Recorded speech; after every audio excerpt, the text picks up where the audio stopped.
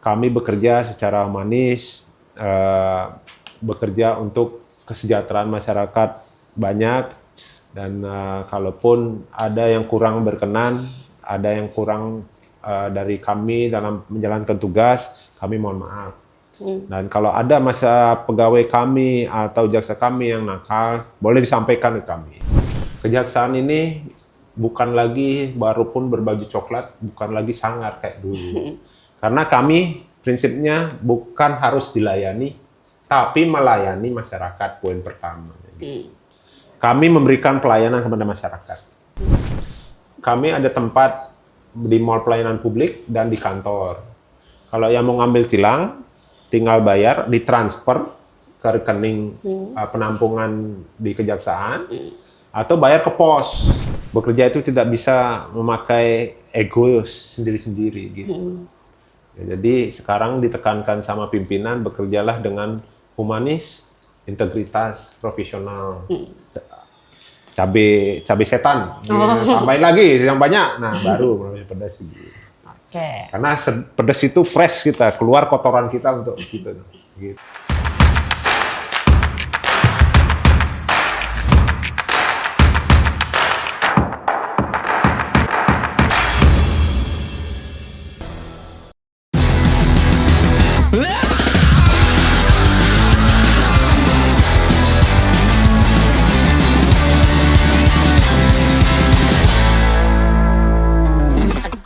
Kedai Hitam Putih, SLI Group, PT BPR BKK Lasem Perseroda, Safria, PLN Nusantara Power. Selamat datang di Klinik Pratama Rawat Inap Ibnu Khalil, tempat di mana kesehatan dan kenyamanan pasien menjadi prioritas utama kami. Didirikan dengan tujuan utama memberikan pelayanan kesehatan yang berkualitas dan terjangkau bagi umat dan masyarakat. Oleh karena itu, kami berkomitmen untuk terus meningkatkan kualitas layanan dan fasilitas yang ada. Kami bertekad untuk menjadi mitra kesehatan yang dapat diandalkan oleh masyarakat dengan menghadirkan pelayanan prima, profesional, ramah, integritas, mutu, dan amanah. Klinik Pratama Rawat Inap Ibnu Khalil berkhidmat memberikan pelayanan prima. Selamat datang di dunia Bank Rembang, sebuah perjalanan yang kami jalani bersama dalam mengubah impian menjadi kenyataan. Kami hadir untuk memenuhi kebutuhan Anda.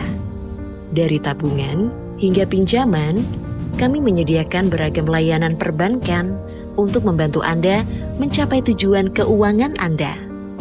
Kami juga bangga mendukung usaha mikro, kecil, dan menengah atau UMKM di komunitas lokal kami.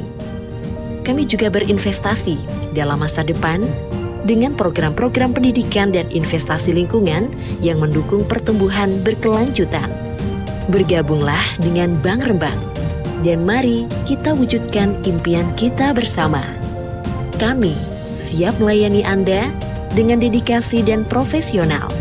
Bank Rembang, banknya masyarakat Rembang.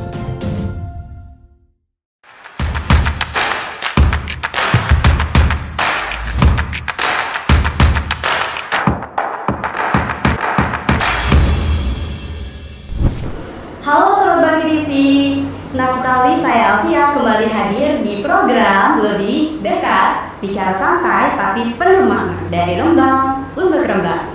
Jadi teman-teman, kalau misalnya di rumah lain kita bicara mengenai militer, sekarang kita akan ngebicarain mengenai hukum nih teman-teman, benar tahu bukan? Jadi di episode kali ini kita kedatangan tamu yang sangat istimewa teman-teman, yang punya peran penting dalam penegakan hukum di Kabupaten Rembang, yaitu adalah Kepala Kejaksaan Negeri Rembang, Bapak Iwayan Eka Widiara, SH.MH. Iwayan Eka Widiara, SH.MH, Kepala Kejaksaan Negeri Rembang.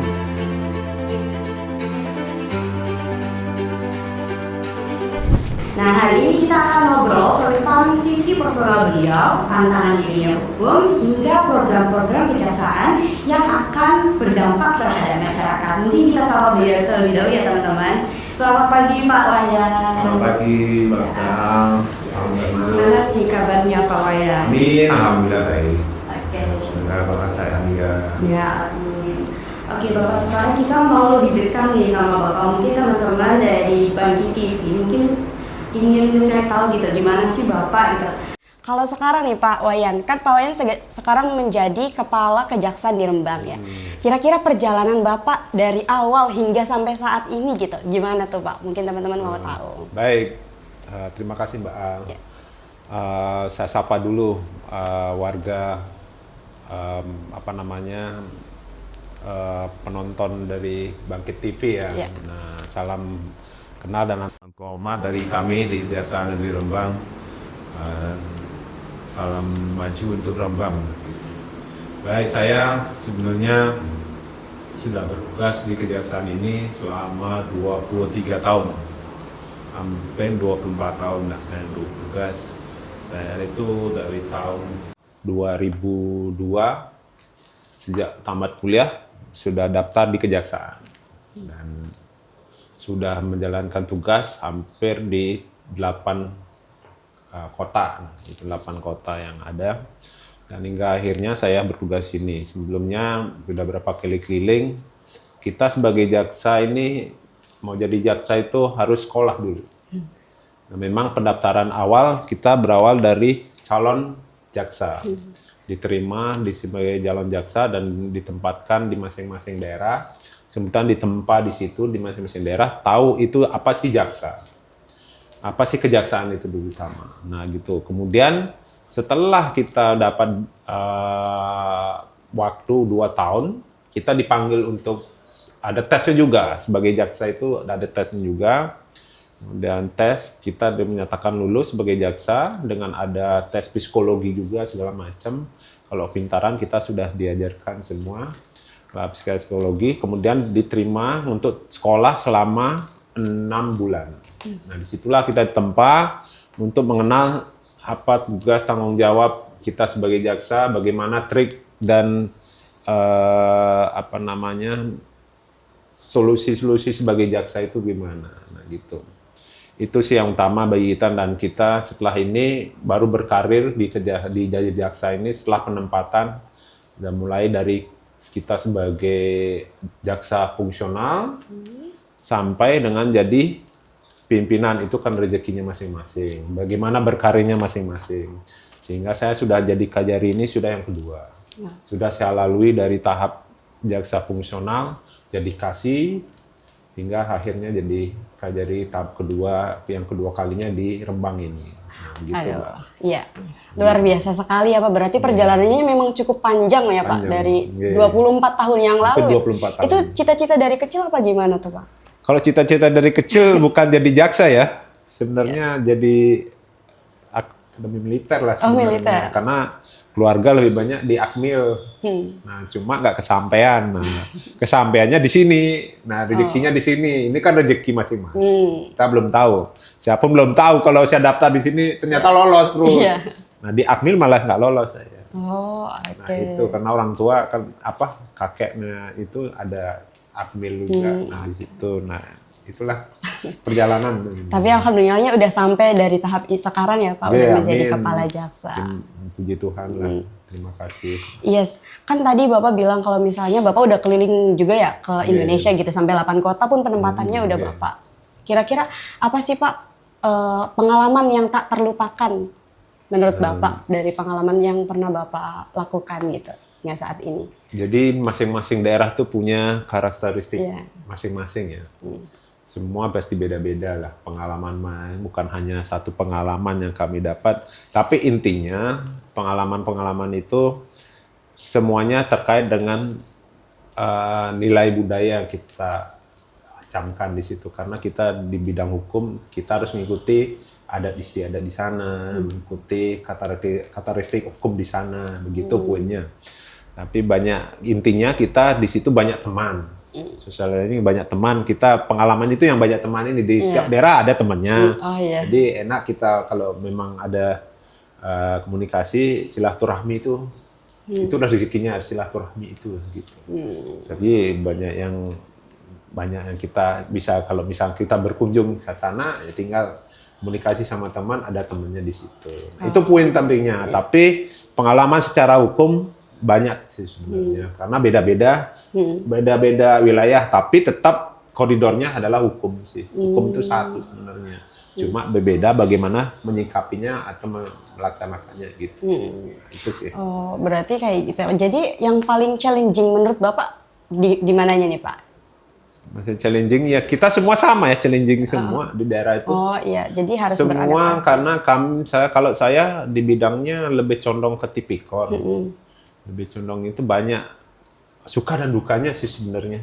Termasuk saya tugas di daerah sendiri menangani tipikor juga ada suka dan dukanya. Oh iya. Dan gitu tantangan banyak hal yang kita lakukan gitu, banyak. Makanya suka dan duka bertugas itu banyak. Nggak, challenging-nya sama aja sih, kalau memang bisa berprestasi kita dinilai sama pimpinan. Nah, gitu, nilai pimpinan bahwa kita bekerja baik. Nah, itu poinnya yang saya tanamkan pada semua orang gitu. Berarti yang terpenting memang dari kitanya sendiri ya Pak, bagaimana cara kita mengatasi permasalahan yang ada di setiap daerahnya. Ya betul, kita menyikapi diri sendiri, kita tidak bisa ego sektoral.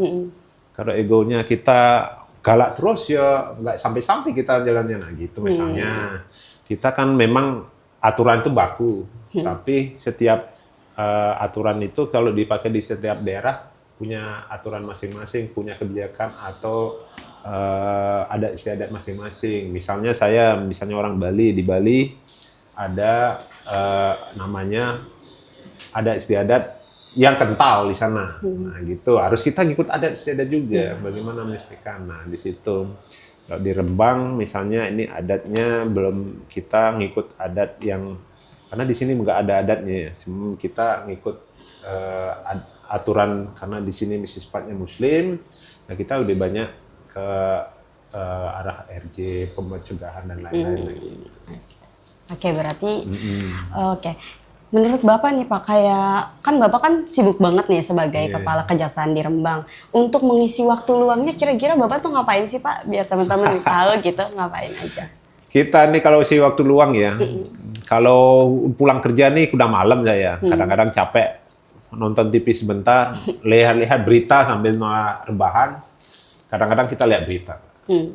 Itu yang pertama, lihat berita perkembangan, apa sih yang perkembangan baik dari Rembang maupun di luar Rembang. Apa ada berita untuk kita bisa menjadi bahan pikiran atau bahan kita untuk baik untuk Rembang dan lain-lain gitu. Pertama itu adalah pulang kantor, biasanya udah malam-malam ya. Yang kedua paling di kantor kalau ada sempat waktu kali ngobrol. Nah, jarang kami keluar malam itu, jarang karena saya nggak kuat gadang gitu ya. Paling yang kalau pas liburan Sabtu Minggu kalau nggak ketemu keluarga, pulang ke Bali lah, karena kami tugas di Rembang karena keluarga ada di Bali semua. Jadi ya kalau pas pulang ya kami ketemu keluarga. Ya keluarga lebih utama lah begitu. Tapi kalau nggak pulang ya saya mengisi waktunya kadang-kadang olahraga tenis. Tenis, kadang-kadang jogging. Tenis gitu isi waktu. Kalau udah capek ya istirahat di rumah. Kalau ada waktunya, ada bawa kerjaan ke rumah, saya baca lagi, baca-baca. Kalau enggak buat sesuatu yang bisa buat kita nih, kebetulan ya sambil berjalan gitu. Oke, berarti Bapak juga termasuk orang yang up to date ya Pak buat isu-isu sekarang, soalnya suka ngikutin berita juga kan, dan termasuk dekat dengan keluarga juga ya Pak. Amin. Ini berarti setiap bulan apa setiap gimana nih Pak kalau misalnya pulang ke Bali? Kan pasti rindu sama keluarga gitu. Kalau pulang kita mah tergantung sebulan sekali kalau nggak ada kegiatan ya. Sebulan sekali paling Mbak. Nah gitu, samping itu kan lumayan jauh, kita transportasi kita jauh. Jauh dari sini sampai ke Surabaya atau Semarang kan lumayan jauh dan gitu. Nah, waktu perlu tenaga juga capek. Capek di jalan lah gitu. Nah, ya artinya harus kita luangkan sebulan sekali pulang lah gitu menemui anak-anak dan keluarga lainnya gitu. Nah, itu loh udah kebiasaan kita, makanya tugas kita begitu. Nah, kemudian terkait dengan up to date, ya memang kita harus update. Ya. Saya tuh salah satu anggota Forkopimda. Forkopimda di daerah Rembang, di daerah khususnya Rembang ini harus up to date apa yang terjadi di Rembang ini. Apa yang berita apa yang ada. Nah, kami ini kan dengan ada berita teman-teman dari wartawan ini kan sangat berguna untuk kita mendengar. Kan nggak mungkin ke ujung sana, di gunung mana ada apa sih di gunung sana itu. Nah, kita nggak tahu. Tapi kalau ada informasi ya tukar. Kami juga ada intelijen mengalihkan informasi ke setiap ini. Bertukar-tukar informasi. Apa sih yang bisa kami up to date. Kemudian kalau ada permasalahan bisa kami pecahkan bersama-sama, cari solusi lah gitu. Tapi ada kolaborasi Pak sama pihak media gitu antara kejaksaan biar lebih up to date lagi gitu? Ada Mbak, kita selalu, nah ini masih mau jalan, saya coba komunikasi teman-teman media. Nah itu bagian di intelijen, kita kalau pertukaran informasi, ya mungkin kami ada berita kami sampaikan, teman-teman ada penyampaian berita kami sampaikan atau informasi kami bertukar. Tapi karena kadang-kadang intelijen bekerja itu karena di bidangnya itu intelijen adalah humasnya kami di masyarakat, humas kami keluar menyampaikan sesuatu kepada masyarakat. Oke, baik Bapak. Mungkin kita beralih ke topik selanjutnya ya Pak. Jadi terkait masyarakat Rembang nih Pak. Jadi sampai sekarang itu ada banyak sekali masyarakat Rembang yang berstigma kalau misalnya institusi kejaksaan ini merupakan institusi yang menakutkan gitu. Gitu kan. Karena dari yang saya lihat juga seperti itu gitu. Jadi banyak sekali masyarakat karena ada stigma tersebut tidak melaporkan kalau misalnya mereka mengalami ketidakadilan seperti itu. Kira-kira strategi apa nih dari Bapak untuk bisa menghilangkan stigma itu dan mungkin Bapak bisa menyampaikan peran kejaksaan bagi masyarakat Rembang itu seperti apa? Ya, baik Pak, Mbak kejaksaan ini sudah terbuka sekarang ya sistemnya.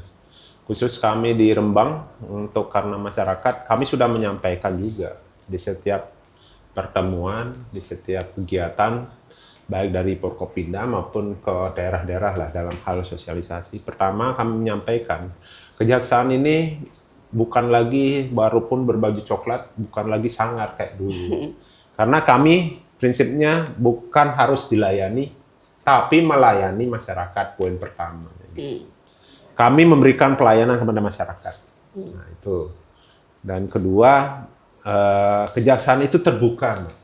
Terbuka untuk umum karena gedung itu milik rakyat. Kami bekerja juga digaji rakyat. Nah, kalau memang ada permasalahan-permasalahan yang ingin kami disampaikan, tinggal datang gratis kok. Datang ke kantor, tidak saklek, tidak ada galak lagi, tidak ada yang ini. Kami harus bekerja secara humanis, memberikan senyum, memberikan pelayanan baik, dan kami dinilai di situ, dinilai oleh masyarakat. Jadi setiap masyarakat tidak usah takut datang ke kantor kejaksaan, kita siap menerima apapun keluhan hukumnya. Kemudian yang ketiga, kami juga melakukan kegiatan-kegiatan sosial yang lebih mendekatkan ke masyarakat. Misalnya kami masih bantu bansos untuk kita, misalnya semampu kita ada kegiatan sosial, bansos, mungkin bantu menanam pohon, kemudian sharing bareng terkait dengan apa sih kegiatannya, biar lebih dekat kita dengan masyarakat dan tidak takut dengan baju coklat kita ini gitu. Kalau memang tidak ada permasalahan yang dihadapi kan tidak perlu takut. Kalau memang perlu ini, tapi dalam artian kalau memang ada permasalahan, itu kan perlu kita klarifikasi dulu. Tidak semua langsung kita menjudge itu salah. Ada asas praduga tak bersalah di situ. Semua hal kami klarifikasi, kami pelajari, kami telahah apakah ada perbuatan atau tidak di situ. Kalau perbuatan ada, apa alat buktinya? Kita kan begitu bekerjanya, bukan langsung menuduh, langsung begitu. Nah, itu Mbaknya. Jadi masyarakat di Rembang ini, khusus Rembang, nggak usah takut lah. Datang aja, datang terbuka. Apapun permasalahan hukumnya kami sana. Karena di sini kami ada bidang datun, memberikan pelayanan hukum. Nanti bidang datun itu memberikan pelayanan solusi-solusi apa yang harus diambil. Datang saja gratis kok. Tidak perlu nanti takut bayar atau enggak perlu gitu kan. Ini kami memberikan pelayanan secara semua cuma-cuma. Dan kemudian saya juga sosialisasi ke masyarakat terkait dengan pencegahan juga ada. Jadi saya lebih dekat dengan masyarakat, masyarakat yang desa saya di sana yang biar tahu kalau memang ada laporan terkait dengan tindak pidana, kami bisa lebih pertama bisa kita RJ, kan ada pidana untuk bisa kita RJ, restoratif justice Mbak namanya. Dan kedua, kalau mengenai tipikor, kita menyampaikan kalau memang ada laporan disampaikan silakan. Kalau memang perlu penyampaian atau sosialisasi kami sampaikan secara humanis, kami datang ke karena kalau memang takut ke kantor kami datang. Gitu. Mungkin gitu Mbak. Ya, berarti sudah dijelaskan ya teman-teman kalau misalnya kejaksaan ini bukan suatu institusi yang ditakuti, justru membantu teman-teman untuk mengatasi ketidakadilan ya Pak. Dan lebih dekat juga sama masyarakat kan Pak. Kalau misalnya. Artinya begini, program kita memang program pendekatan kepada masyarakat, karena tugas kami mensejahterakan masyarakat. Bukan tugas menghukum orang saja nih. Yang pertama bukan tugas menghukum aja. Tapi karena secara humanis, kami harus membantu kesejahteraan masyarakat. Bentuknya apa? Kita mensejahterakan masyarakat. Kami membantu pemerintah daerah, misalnya harus ada bantuan, misalnya harus diturunkan bantuan itu ke daerah. Harus sesuai dengan peruntukan, biar yang masyarakat menikmati sesuai dengan apa yang diterima gitu. Nah, sesuai dengan ketentuan-ketentuan aturan. Nah, itu yang kami berikan ke mereka supaya jangan sampai ada pemotongan segala macam. Nah, itu salah satu kita bekerjanya itu. Dan kita dalam artian kami tidak perlu dipuji ataupun ini, tapi poinnya masyarakat menikmati hasil dari kerja kami dan mensejahterakan masyarakat di situ. Gitu. Nah, itu. Ya. Kira-kira program apa aja sih Pak yang udah dilaksanain atau yang sekarang-sekarang ini buat pendekatan terhadap masyarakat gitu Pak?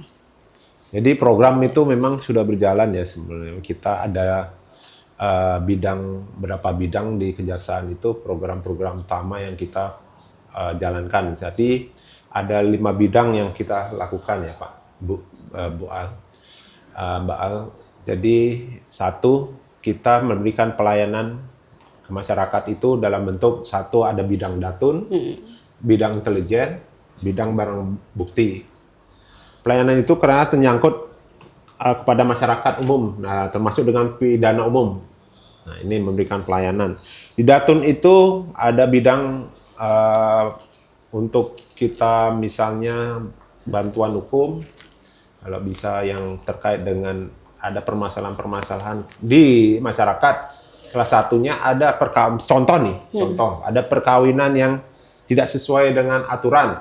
Nah, misalnya kawin sesama jenis. Nah, itu salah satunya bisa kami bubarkan. Itu misalnya, kemudian ada PT misalnya yang kurang sudah bangkrut. Nah, bisa kami minta bubarkan atau minta kami untuk kita ininya. Kemudian di Datun itu juga ada untuk pendampingan dana desa, pendampingan dengan pemerintah daerah untuk kegiatan-kegiatan yang perlu kita dampingi, kan begitu. Juga di situ ada pendapat hukum. Kalau masyarakat ingin ada pendapat hukum kepada kami, mungkin kurang mengetahui nih aturannya apa sih Pak, begitu. Nah, boleh bertanya langsung, boleh gitu. Nah, itu di Datun, Bang. Nah, kalau kemudian di Intel kami punya program, ada namanya program Jaga Desa juga. Kemudian ada juga program apa namanya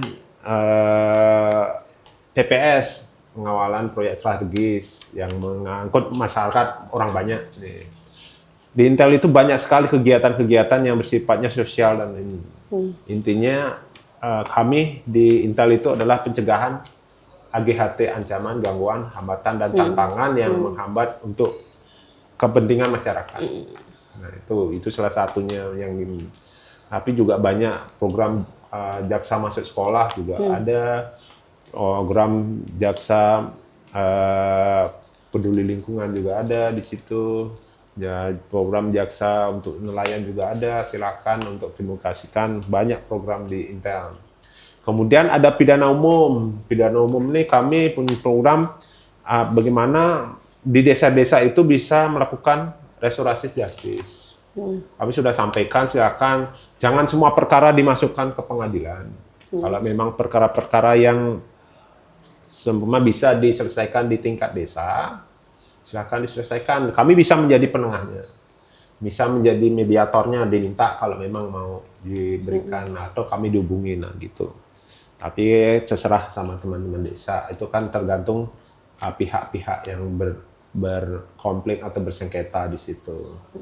Nah kalau kami pinginnya RJ lebih banyak dari itu, daripada kita masukkan ke penjara penuh rutannya gitu, penuh banget rutannya nanti. Nah itulah kalau bisa RJ, dan perkara-perkara itu lebih banyak diselesaikan di tingkat RJ. Itu yang pertama. Kemudian di barang bukti kami ingin memberikan pelayanan kepada setiap pemilik barang bukti yang kami jadikan barang bukti. Kami kembalikan, tidak perlu, mungkin kalau memang bisa datang ke kantor, kami bisa antarkan ke rumahnya. Ada program pengantaran barang bukti gratis di kami juga, nanti bisa diantar sampai di rumahnya, itu tanpa biaya dan nah, itu bisa kami antarkan. Kalau memang tidak bisa tidak bisa datang ke kantor, tinggal telepon bilang, Pak saya nggak bisa, nanti tolong dibantu kalau bisa sampai di rumah, nah boleh disampaikan begitu gratis. Kemudian kita ada pelayanan tilang. Pelayanan tilang itu kami melakukan one day service. Kami setelah ada putusan dari pengadilan, kami ada tempat di mall pelayanan publik dan di kantor. Kalau yang mau ngambil tilang, tinggal bayar, ditransfer ke rekening penampungan di kejaksaan, atau bayar ke pos. Pos yang itu dibayar di situ, tinggal datang, nanti tinggal kami ambilkan STNK dan barang-barang yang disita. Itulah salah satu pelayanan kami. Kemudian kami juga membuka pelayanan laporan pengaduan, baik itu ke dalam maupun keluar. Yang ke dalam bersifat laporan-laporan yang terkait apakah ada tindak pidana atau gimana. Ke yang keluar, bagaimana masyarakat melaporkan bahwa ada jaksa kami yang bermain akal ada di situ, nah kami bisa tindak lanjuti, ada laporan itu. Nah begitu program kami. Nah selain itu program yang utama dari pusat pimpinan di Kejaksaan Agung adalah tidak pidana korupsi. Nah Pak Jaksa Agung menyampaikan bahwa setiap daerah tidak mungkin tidak ada tidak pidana korupsi, pasti ada. Nah itu yang kami jabarkan, kami tindak lanjuti dan melihat setiap laporan pengaduan yang ada, kami tindak lanjuti apakah cukup bukti untuk kami ajukan ke pengadilan. Dan selama ini kami sudah mengumpulkan, mengembalikan keuangan negara. Di tahun 2024 kami menerap PNBP yang menjadi target kami adalah 2,5 miliar. Gitu. Dan sementara kami di tahun ini sampai Juni, kami sudah mengumpulkan pengembalian keuangan negara adalah 400 juta rupiah. Gitu Mbak. Itu program-program yang kami ajukan selain program-program sosial dan kegiatan lain lagi. Oke, berarti ini sekarang lagi fokus nih Pak ke tindakan korupsi di sini sedang melakukan. Jadi kami bukan fokusannya di sini, tapi memang kerja beratnya ada di tindak pidana korupsi karena kan kami perlu kami sebagai penyidik, kami sebagai penuntut umumnya, dan kami sebagai jaksa eksekutornya di situ. Nah, kami berawal penyidikan ini kan berawal dari melakukan penyelidikan dulu, kita klarifikasi dulu apakah ini ada tindak pidana tipikor nggak, tindak pidana nggak, nah itu baru kita apa saja yang perlu kita gali dari ini. Kemudian baru kita cukup mengumpulkan data yang ada, kita naikkan ke tingkat penyidikan. Mengumpulkan alat-alat bukti yang ada, kemudian kita tentukan sikap, apakah tersangka utama siapa, kemudian berapa kerugian yang harus kita terapkan gitu. Nah, memang fokus utama kita pemimpinan ada tindak pidana korupsi. Berarti sangat banyak sekali ya Pak program-program baik dari pusat maupun dari Bapak sendiri yang untuk pendekatan terhadap masyarakat gitu ya Pak. Oke. Bapak kira-kira nih strategi Bapak nih Pak untuk menciptakan penegakan hukum secara humanisme atau bisa mengandalkan asas keadilan dan kemanusiaan di masyarakat Rembang itu gimana nih Pak? Strategi. Jadi memang strategi itu semua daerah punya masing-masing ya, semua daerah punya strategi masing-masing ya. Kalau kami di sini, kami memang ada pendekatan-pendekatan yang kami lihat dalam penanganan perkara, misalnya kenakalan remaja sekarang banyak nih. Kita lihat dulu, kita kan melihat dari segi fakta sidang nih. Kami juga melihat dulu kaitannya dengan pembimbing anak-anak. Pembimbing anak-anak menyatakan ini anak nakal yang bisa kita hukum, ya kita hukum. Nah kemudian kalau memang anak-anak ini berkelakuan baik, mungkin mengikuti teman-temannya saja, ya kami berikan hukuman ringan. Pertimbangannya nanti apakah bisa kami berikan kerja sosial atau gimana, kan begitu. Melihat dari perbuatan yang ada. Dan kemudian kita melihat juga kalau melihat dari perkara-perkara yang banyak pencurian, misalnya, nah pendekatan kami dilihat dari untuk apa dia mencuri. Nah kalau pencuri untuk bermain judi, untuk kesenangan, nah saya hukum berat lah. Nah kalau karena dia mencuri untuk karena nggak mampu makan dan segala macamnya, ya kami bisa juga RJ, bisa juga memberikan keringanan-keringanan lainnya. Tapi intinya di dalam RJ itu kita menentukan sikap untuk bisa masuk RJ itu bahwa barang yang dicuri, misalnya barang yang dicuri itu harus dikembalikan atau dipulihkan dari miliknya korban itu. Misalnya dicuri sepeda motor harga 2,5 juta, dia harus kembali motornya 2,5 juta lagi. Nah, gitu. Kemudian ada permintaan maaf dari korban.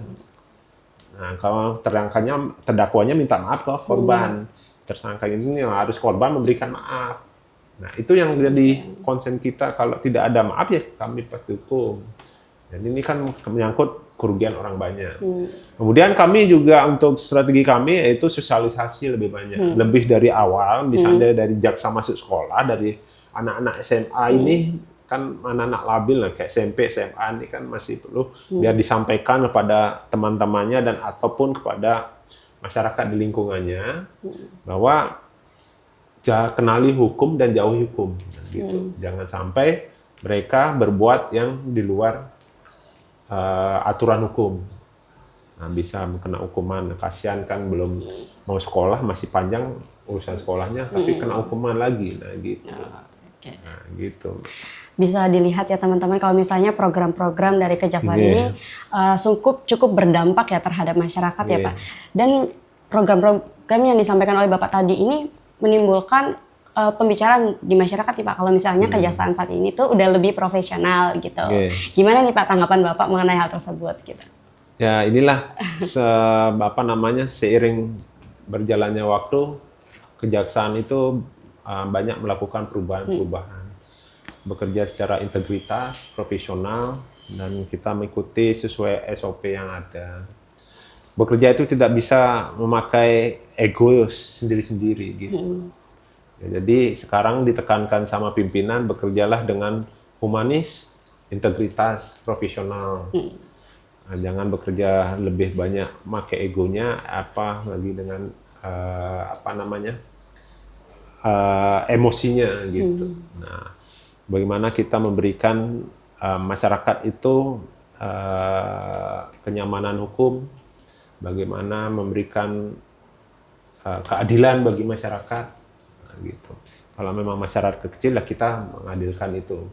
Ya kami dinilai oleh mereka. Nah, bagaimana mereka menilai kami persilakan. Nah, intinya kami bekerja baik dan bekerja sesuai dengan ketentuan. Memang ada oknum-oknum yang kurang baik dalam bekerja, yang memang itulah yang perlu dibina, dan kalau memang ada ketentuan dilaporkan ke kami. Perlu kami perbaiki dan kami bina lagi. Nah, kita kan namanya manusia banyak kepala yang belum tentu ada yang benar-benar bekerja dengan baik dan ikhlas. Ada juga yang nakal juga. Nah, tapi itu yang perlu pengawasan saya selaku pimpinan, memberikan pengawasan melekat di situ. Nah, inilah menghasilkan supaya dihasilkan nanti jadi jaksa-jaksa yang proporsional di masyarakat. Dan masyarakat nilai, Kejaksaan itu nah, gitu. Seperti itu, Mbak. Oke, mungkin tanggapan dari masyarakat mengenai hal tersebut karena memang dari Bapaknya sendiri sudah mengimplementasikan ya Pak nilai-nilai integritas, profesionalitas, dan humanisme gitu ya Pak. Oke Pak, selama bertugas di Rembang nih Pak, apa sih pengalaman yang tak terlupakan gitu sampai saat ini gitu? Ini ya, pengalaman ya. Iya. Pengalaman Yang banyak. terkesan apa gitu? Yang paling banyak ya kami turun ke lapangan yang paling utama, Mbak. Jadi ini bukan menyinggung atau bagaimana ya, ini tugasnya harusnya pemerintah daerah ya. Selama kami turun ke lapangan, turun ke masyarakat paling bawah, melihat orang tua jompo yang sakit atau gimana dalam kami memberikan bantuan sosial, melihat mereka bahwa wah, Pak Jaksa sampai turun ke bawah, Pak Kajari ini sampai di bawah. Terima kasih Pak, udah ditengok kami, nah gitulah. Nah ini bukan menyindir atau bagaimana institusi lainnya, cuma memang kami ada kegiatan sosial di situ. Jadi mereka ini kan yang tertinggal, banyak yang tidak mendapatkan bantuan, mungkin terlupakan sama keluarganya atau dengan sekitarnya. Dan itu yang itu yang terenyuh dalam hati saya. Masih banyak orang tertinggal di Rembang ini yang belum mendapat perhatian gitu. Nah, kami sih bisa membantu semampunya kami. Jadi apa yang bisa kami bantu ya kami bantu. Kemudian kemarin ada juga pengalaman kami terkait dengan salah satu sekolah yang kami berikan bantuan. Nah, di situ satu sekolah itu jumlah siswanya cuma 40 orang. Oh iya. Sekolahnya ambruk, rusak, parah. Dan memang mungkin dari kami itu jadi perhatian, kami sampaikan ke dinas terkait, kok sekolah ini tidak ada perhatian. Nah, hancur lebur sekolah itu, nanti jangan tidak kami sebutkan tempatnya, kok bisa hancur begini, sekolahnya tidak ada perhatian selama ini lah gitu. Dan siswanya cuma 40 orang karena masalahnya sekolahnya hancur, jadi orang nggak mau sekolah di situ. Nah, itu kan bagaimana. Nah, pengalaman lain yang banyak ya kita berikan ya memang dalam penegakan hukum pasti ada suka duka. Pengalaman lain gitulah. Banyak orang menyatakan wah saya nih jarinya agak saklek nih, nah, gitu boleh juga, nggak apa-apa, nah, gitu. Banyak sih yang ngomong jarinya agak tegas, semua diangkutin, nah, gitu. Nah, kita kan bekerja secara profesional saja sih. Okay. Tapi pengalaman lain banyak sih. Oke. Berarti pengalaman yang paling terkesan itu turun terjun langsung ya Pak ke masyarakat gitu. Mungkin hal tersebut juga bisa membuat masyarakat udah nggak takut lagi nih Pak ke kejaksaan seperti itu. Mungkin Bapak bisa nyampein pesan buat masyarakat Rembang agar nggak takut lagi gitu buat lapor kejaksaan atau ke Bapak gitu. Artinya gini,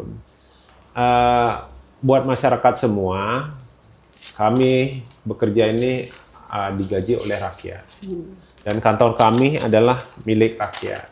Maupun kami bekerja sama dengan pemerintah daerah, kemudian dengan instansi-instansi lain, kemudian dengan swadaya atau lembaga sosial lainnya, kita saling bertukar pikiran untuk ke masyarakat.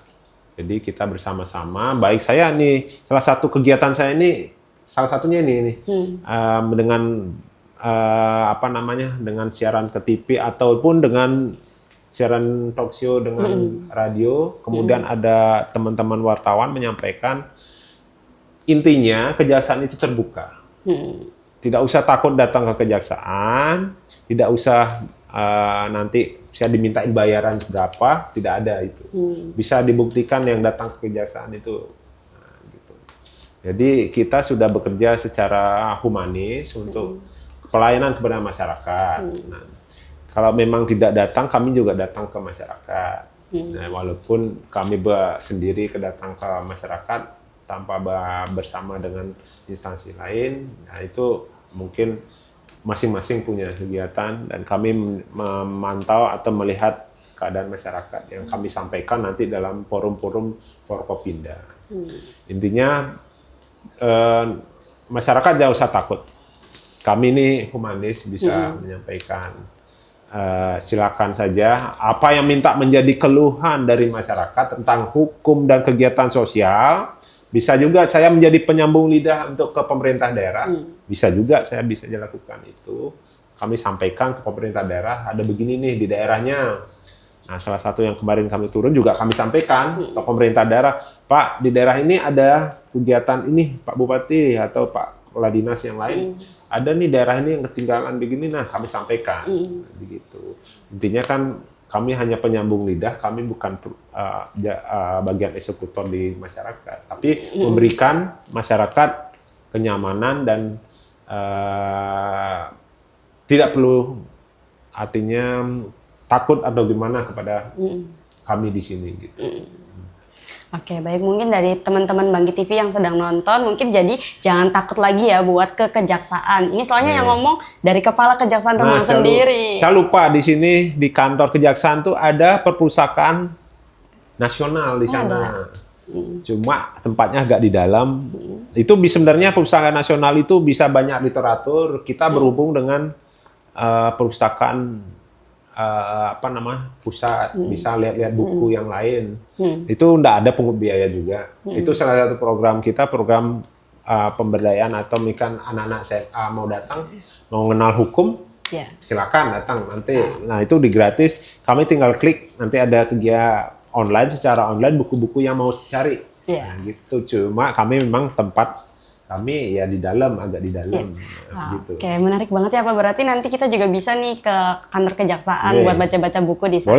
Boleh. Ada artinya ada tempat nongkrongnya. Oh, ada. Ada sebenarnya tempat nongkrong buat ngopi atau mau tukar pikiran di situ sambil ngopi ya bisa gitu. Sambil baca-baca juga bisa di situ. Nah. Oke, baik.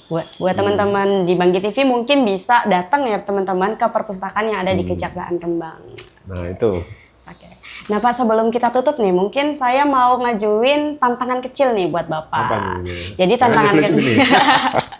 Santai aja Pak. Jadi nanti Bapak akan dikasih pertanyaan oleh saya, nanti Bapak jawab dengan cepat, terus dikasih alasannya Pak. Waduh, ada cepat nih. Oke Pak. Jadi kan sekarang kan Bapak udah di Rembang nih Pak. Kira-kira tempat mana aja sih 3 tempat favorit Bapak untuk healing atau bisa refreshing gitu Pak? Di mana aja tuh Pak? Saya ke Rembang kemarin udah daki gunung di Agro. Kemudian keliling lihat-lihat, ya kami orang Bali ini kan suka lihat pemandangan. Satu. Kedua, tempat yang sering saya kunjungi ya tempat olahraga. Tempat olahraga. Nah, gitu kalau salah satunya kita kan harus kegiatan jangan biar fresh pikirannya dengan berolahraga atau bertukar pikiran di lapangan atau sambil kita main tenis lah gitu. Mungkin yang ketiga tempat yang paling saya kunjungi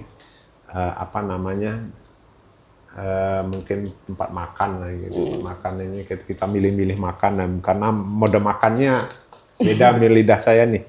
Harus saya temukan makanan yang ini. Nah, cuma saya masih mencari-cari makan ini terutama yang paling pedas. Nah, gitu. Di sini kurang ada yang paling pedas yang belum. Suka pedas Bapak ini. Belum ketemu saya nih. Nah, di sini kebanyakan manis jadi susah. Iya. Nah, itulah sambil jalan sambil kita cari tempat makannya yang paling pedas gitu.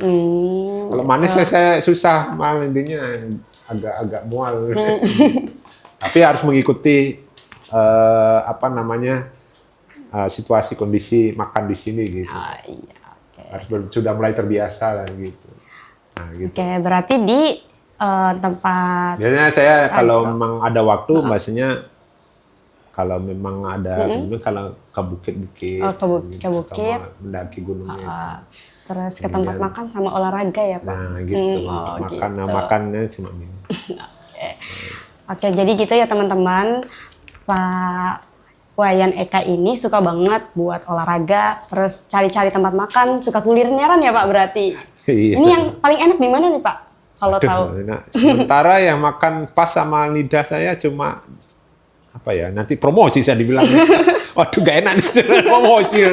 Nah, cuma tempat makan itu ya satunya makan ikan. Oh iya. Nanti saya dibilang promosi. Gak enak nih. Gitu, karena ada di kota di sini. Nah, gitu tempat lain yang belum ini paling yang pedas itu kemarin paling makan rujak. Rujak. Cabai saya rujak itu kan manis. Saya suruh tambahin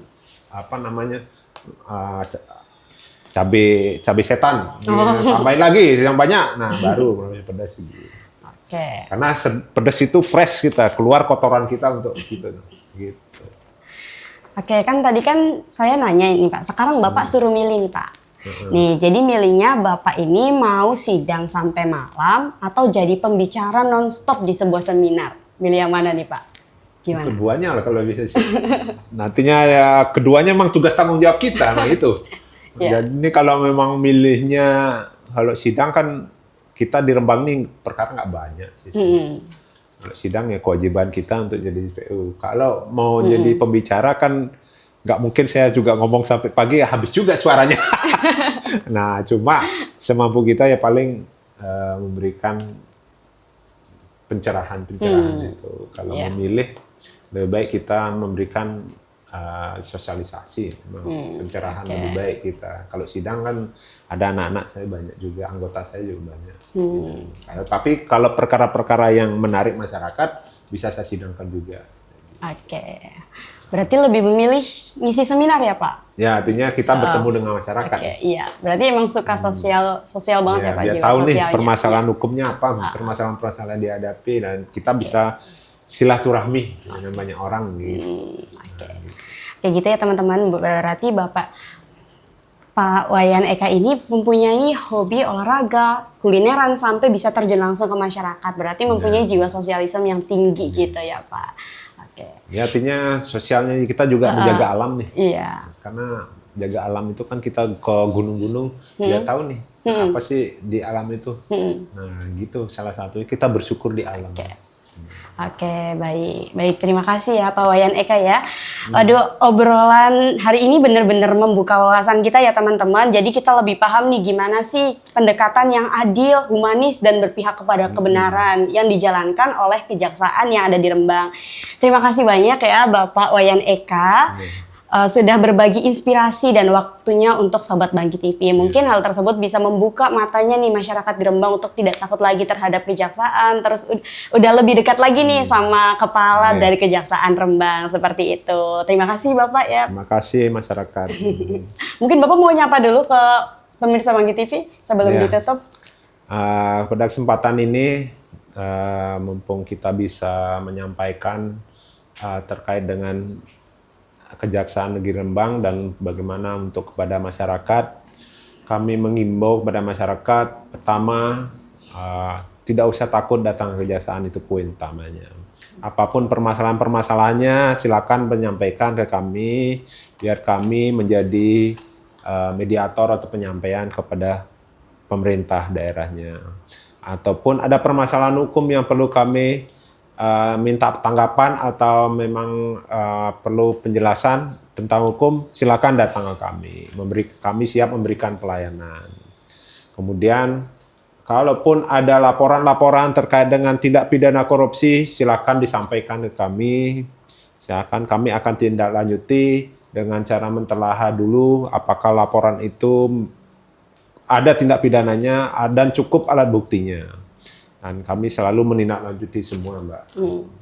Dan terakhir, kami bekerja secara humanis, bekerja untuk kesejahteraan masyarakat banyak, dan kalaupun ada yang kurang berkenan, ada yang kurang dari kami dalam menjalankan tugas, kami mohon maaf.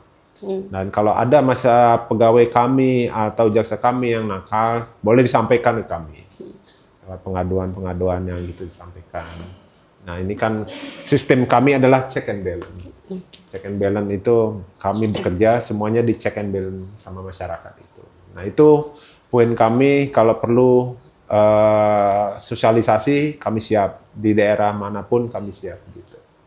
Perlu sosialisasi tentang kenakalan remaja, bagaimana memberikan edukasi supaya masyarakat taat hukum, bagaimana untuk memberikan yang lain-lain, ya kami siap. Memang tugas kami di situ. Dan kami siap bersinergi bersama instansi terkait untuk memajukan masyarakat Rembang ini. Oke, luar biasa Pak. Terima kasih banyak Bapak. Sekali lagi saya ucapin terima kasih. Oke. Terima kasih juga buat teman-teman pemirsa Bangkit TV yang sudah setia menyaksikan dari awal hingga terakhir ini. Jadi sampai jumpa di episode selanjutnya. Tetap semangat membangun Rembang yang lebih aman, damai, dan bahagia. Salam Bangkit TV. Assalamualaikum warahmatullahi wabarakatuh. Saya Haji Herno, Sarjana Ekonomi, Bupati Rembang. Atas nama pemerintah dan masyarakat Kabupaten Rembang, saya mengucapkan Selamat Hari Bayangkara ke-79 kepada seluruh jajaran Kepolisian Republik Indonesia, khususnya Polres Rembang. Semoga Polri senantiasa menjadi garda terdepan dalam menjaga keamanan, ketertiban, dan penegak hukum di negeri ini. Dengan semangat Polri presisi untuk negeri, mari kita wujudkan bersama Indonesia aman, damai, dan sejahtera. Terima kasih atas pengabdian dan dedikasi tanpa lelah bagi bangsa dan negara. Dirgahayu Bayangkara. Terima kasih. Wassalamualaikum warahmatullahi wabarakatuh.